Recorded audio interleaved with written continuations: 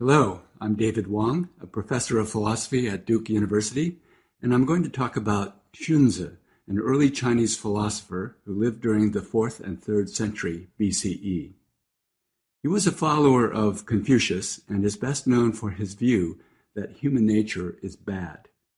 He explicitly criticized another Confucian named Mengzi, or as he came to be known in the West, Mencius, for holding that human nature is good. I recommend, if you haven't seen it already, a very clear wireless introduction to Mengzi by Matthew Walker.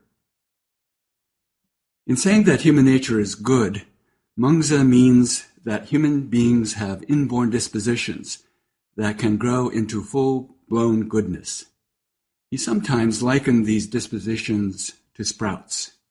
Sprouts have a natural direction of growth if nurtured by water, sun, fertile soil, and human effort.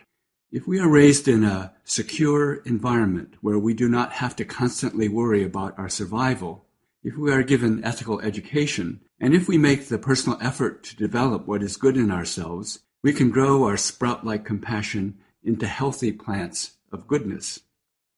Sюндзъ places himself in diametrical opposition to Mengzi. He believed that human beings are born with a fondness for profit, with hatred and dislike of others, and desires for sensual pleasure. If we follow our natures, Sюндзъ argued, we will engage in continued destructive conflict with each other. That is what he meant by saying human nature is bad. Fortunately, we human beings also have the capacity to think and to approve or disapprove of where our natural feelings and desires lead us. Sюндзъ believed that through our intelligence, human beings could turn our naturally ugly tendencies towards chaos and conflict into lives of harmony and beauty.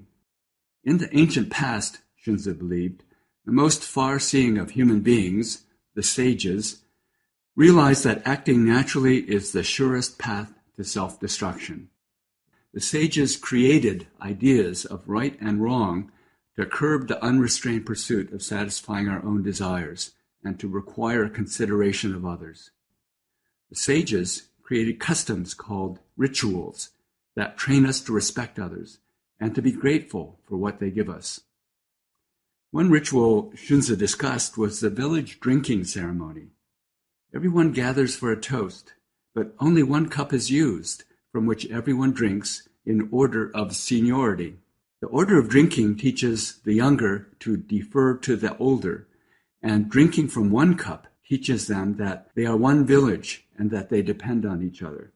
Sюndзъ also placed special importance on the rituals of mourning and burial of deceased parents. Because parents have given us the gift of our lives and have nurtured us, we must express our deepest gratitudes and feelings of loss. Sюndзъ used a metaphor for the human path to goodness that is very different from Mengzi's sprouts growing into healthy plants. He thought of human beings as craftsmen who fashioned themselves into something beautiful that we would never become naturally. We are like potters who take the lumpy clay of our natures and turn them into beautiful vessels. The sages gave us the instruments for crafting ourselves. Ideas of right and wrong, and rituals. But this belief in the transforming power of ritual poses a problem for Sюндзъ. How can we become so good when we begin as bad creatures with a desire for profit, hate, and dislike of others, and desires for sensual pleasure?